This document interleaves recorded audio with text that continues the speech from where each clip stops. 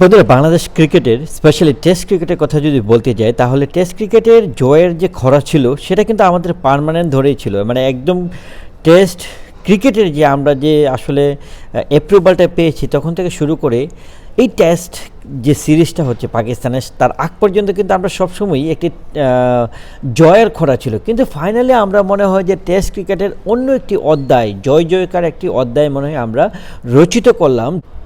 পাকিস্তানে এসে পাকিস্তানের মাটিতে দুইটা টেস্ট জেতা, 10 উইকেটে টেস্ট জেতা এবং দাপটের সাথে টেস্ট জেতা, এটা কিন্তু আসলে বাংলাদেশের ক্রিকেট যে স্কিল বা ক্রিকেট যে হিস্ট্রি এখন পর্যন্ত আমরা যদি চিন্তা করি, তাহলে কিন্তু আমাদের মোটিভেশন বা আমাদের চিন্তাধারাটাকে, ক্রিকেটের চিন্তাধারাকে একটি অন্য লেভেলে নিয়ে যাবে বন্ধুরা।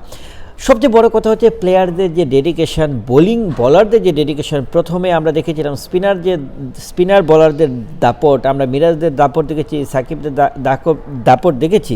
অন্যদিকে এসে আমরা পেস বোলারদের দাপট দেখেছি। এক কথা বলতে গেলে বোলিং লাইন আপটা ছিল অলওয়েজ বেস্ট। অন্যদিকে যদি আসেন আপনার ব্যাটসম্যানরা, যেমন মুশফিক যেভাবে হাল ধরলো, লিটন দাস যেভাবে হাল ধরলো, সত্যি কথা বলতে গেলে মিরাজ যেভাবে অলরাউন্ডার পারফরমেন্স করলো, আমরা মনে হয় যে সাকিব এবং মিরাজের মধ্যে সত্যি সবসময় একটা তুলনা করে থাকি বা সবসময় একটা মিলবন্ধনে খুঁজে থাকি। সাকিব না থাকলে সত্যি সাকিবের অবর্তমান আমরা বাংলাদেশ কখনোই পোষাতে পারবো না। তারপরেও মিরাজ আমাদেরকে অনেক সময় মনে করে দেয়, মিরাজের নাম মনে হয় মিরাজ নয়, মিরাজের নাম মনে হয় সাকিব আল হাসান।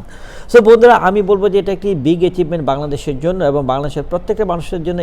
এই জয়টা খুবই গৌরবের, কারণ আমরা এত সুন্দর জয়, এত সুন্দর বোলিং, এত সুন্দর ব্যাটিং, সব কিছু মিলিয়ে যে যুদ্ধ করার যে একটা চেষ্টা এবং যুদ্ধ করে জেতা, শেষ পর্যন্ত লেগে থাকা, যেভাবে আমরা উইকেট হারিয়ে ফেলেছিলাম শুরুর দিকে মিরাজ এবং লিটন দাসের ইনিংসটি বাংলাদেশ ক্রিকেট হিস্ট্রিতে, যদি টেস্ট ক্রিকেটের কথা বলেন, হিস্ট্রিতে গিয়ে আসলে লিখে থাকার কথা যে এইভাবে কামব্যাক করতে পারে বাংলাদেশের ব্যাটসম্যানরা, সেটা কিন্তু সত্যি গৌরবের।